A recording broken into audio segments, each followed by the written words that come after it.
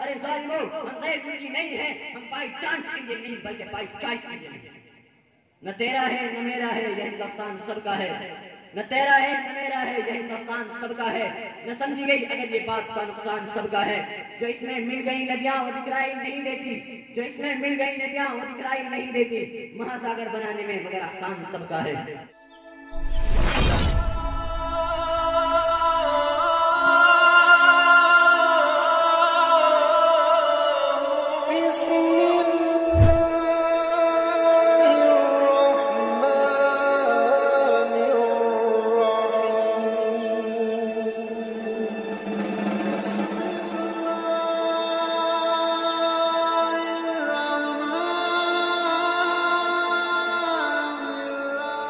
قدر سامعین کرام، مہمانان اعظام اور عزیزان وطن، آج میں اس پر رونق اور پربہار محفل میں آپ حضرات کے سامنے تقریر، وعظ اور بیان سنانے کے لیے نہیں کھڑا ہوں، بلکہ دل کے اٹوٹ جذبات کو سنانا مقصود ہے۔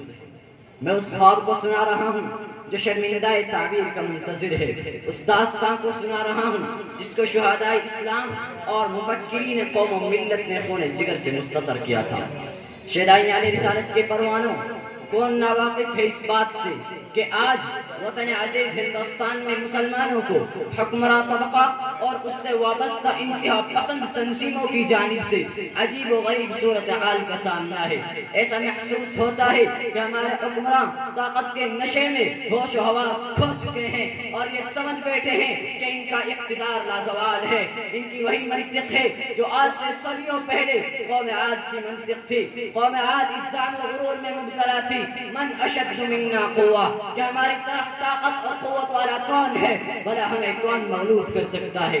اسی غلط فہمی اور گندی سوچ کے تحت ہمارے RSS اور BJP کے پروردہ حکمراں نہ صرف مسلمانوں پر ہر طرح کے مظالم روا رکھے ہوئے ہیں، بلکہ دلتوں، مزدوروں اور کسانوں کو بھی تختہ مشق بنائے ہوئے ہیں۔ ان کے ذریعے کبھی ہمیں جسمانی اذیت پہنچائی جاتی ہے تو کبھی ذہنی طور پر ٹارچر کیا جاتا ہے، کبھی ہمارے بے گناہ نوجوانوں کو سلاخوں کے پیچھے زندگی گزارنے پر مجبور کیا جاتا ہے، ان کے معصوم پھول جیسے بچوں کو شفقت پلری سے محروم کیا جاتا ہے، قتل عام سے ہمارے دلوں میں دہشت بٹھائی جاتی ہے، ہمیں تعلیم سے ناپرد رکھنے کی ناکام کوشش کی جاتی ہے۔ انکاؤنٹر کے نام پر ہمارے جذبہ انتقام کو ٹھنڈا کرنے کے لیے کبھی گائے اور کبھی بابری مسجد کے غیر منصفانہ فیصلے پر گرما گرمی کا ماحول برپا کیا جاتا ہے۔ اور تو اور ہمیں 2 نمبر کا شہری کہا جاتا ہے۔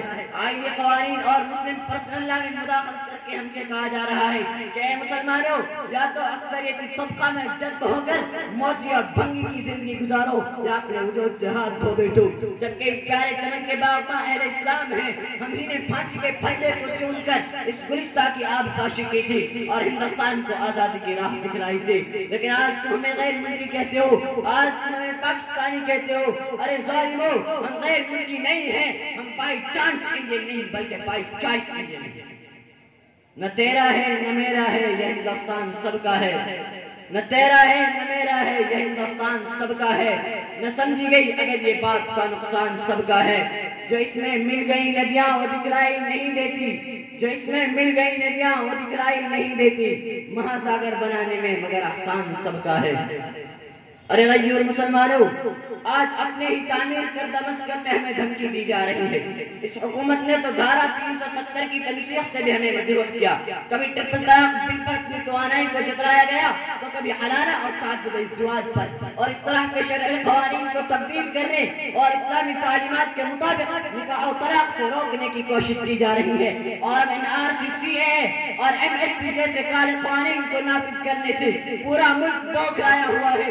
یہ ملک ایک جمہوری ملک ہے، اس کے ہر شہری کو اپنی آواز بلند کرنے کا اختیار حاصل ہے، سن کے خلاف آواز اٹھانے کا اختیار حاصل ہے، اپنے حقوق کے لیے لڑنے کا اختیار حاصل ہے، لیکن جب ملک کے آئین کے مطابق آواز اٹھائی جاتی ہے، ان کے بل کے خلاف احتجاج کیا جاتا ہے تو اس پر پابندیاں لگائی جاتی ہیں، آنسو گیس کے گولوں سے ان کو تکلیف دی جاتی ہے، 60-70 سالہ بزرگوں پر لاٹھی چارج کیا جاتا ہے، اپنے غنڈے بھیج کر احتجاج کو بدنام کرنے کی کوشش کی جاتی ہے، آئین ہند کی دھجیاں اڑائی جاتی ہیں، سیکولرزم کا خون کیا جاتا ہے، گنگا جمنی تہذیب کو پیروں تلے روندا جاتا ہے اور غدار وطن ہونے کا الزام مسلمان پر لگایا جاتا ہے۔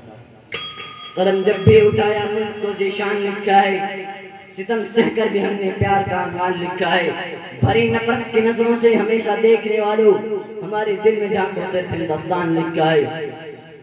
آج میں ہندوستان سے نکالنے کی کوشش کرنے والوں، ہندوستان کو ہندو راشٹر بنانے کی چاہت رکھنے والوں، ہندو ہندی ہندوستان، ملا بھاگو پاکستان کے نعرے لگانے والوں، یہ ملک تمہارے باپ کا ملک نہیں ہے، جتنا یہ ملک تمہارا ہے اس سے زیادہ یہ ملک ہمارا ہے۔ یہ الگ بات ہے کہ آج اقتدار کے مالک تم ہو، لیکن یاد رکھو کچھ وقت کی خاموشی ہے پھر شور آئے گا، کچھ وقت کی خاموشی ہے پھر شور آئے گا۔